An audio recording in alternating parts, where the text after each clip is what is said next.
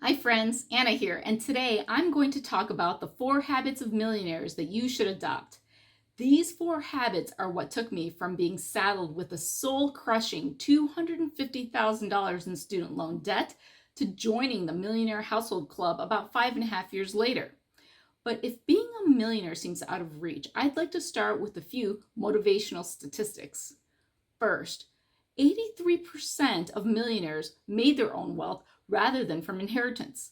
Second, the top 5 careers of millionaires are engineers, accountants, teachers, management, and attorneys. So basically, you don't need to be a rocket scientist, a doctor, or a YouTuber with 1 million subscribers to become a millionaire. And third, if you're in the US, 40% of millionaires reside here, which has more millionaires than any other country in the world. So with that, let's get into the habits of millionaires that I recommend you start taking on today. Habit number 1, prioritize your health. Did you know that millionaires take good care of their health with 76% exercising 4 days a week? Now, you may say that you don't have time, and honestly, that used to be my excuse. When I was busy managing a full-time job as a tech lawyer, my CPA practice, and chauffeuring my kids around to their various after-school activities. But what I didn't know was that the typical millionaire works around 60 hours a week, and yet they still made time to exercise 4 days a week. If you watched my first video, you know that I'm prioritizing my health now. So with that, I've increased my own exercising from a pathetic 1 day a week to 3 to 4 days a week. Make time for yourself. Make exercising a priority. Habit number 2, save at least 23% of your income. Pay yourself first. In a survey shared by Millionaire Foundry, millionaire respondents saved an average of 23% of their income. Just as a point of reference, so that you know that I'm practicing what I preach. Last year, my saving percentage was 34%. As a household, we haven't achieved financial freedom, but since reaching the goal of becoming a millionaire household, we are at the stage where we are now able to buy back some of our time. Because isn't that what this money goal is about? Allowing us, you and me, to do what we want to do with our time. And this has been good for our own household in many levels. This has allowed me to at least now temporarily take a step back in my legal career to focus on all the other priorities. One of the questions I often get now is, how do I spend my time now that I'm not working full-time as an attorney? A normal morning for me would be getting up around 6:30, washing up, and then getting my kids ready for school with breakfast until they get on the bus at 8 o'clock. Then I make myself a cup of coffee. That part of my morning routine hasn't changed. But what happens from then on has changed completely. Instead of logging into my computer to go over the 300 emails that populated overnight, I either start my day off with reading a book or learning something new, maybe on YouTube. This can go on from about 30 minutes to 5 hours in the day. Then I'd start cleaning up around the house, say about an hour. By now, I have already done 3 things that rarely happened: learning a new skill, reading something that didn't have anything to do with my job, and cleaning during the weekdays. The cleaning part, though not perfected, has allowed our family to no longer need to spend a full half day of our precious weekends cleaning. Now, the time is free for our family to do something fun, and we live with just a little bit less clutter throughout the week. All of this is possible because our family had played strong offense. In other words, making strong income, but also now, more importantly than ever, playing good defense. In making sure that we saved a good portion of our income, now it allows me to take a step back in my career. But this now leads to the 3rd habit, which I think is the easiest one to adopt. Habit 3, read at least 30 minutes a day. Did you know that 88% of self-made millionaires read at least 30 minutes a day? As you pick what you read, if your priority is wealth creation, which I imagine it is since you're watching this video, there are 2 classics in the world of personal finance that I highly recommend that you read or reread. The first one being Rich Dad, Poor Dad. This book was life-changing for many people, myself included.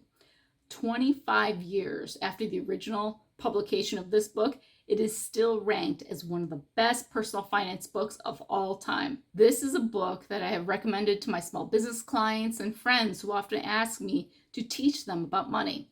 It shares why the rich become richer and how their way of thinking about money, even down to what true assets really are, is different than what you may think. For example, my high income earning yet low net worth clients and friends often think of their home and cars as assets, whereas the rich think of these things more as liabilities.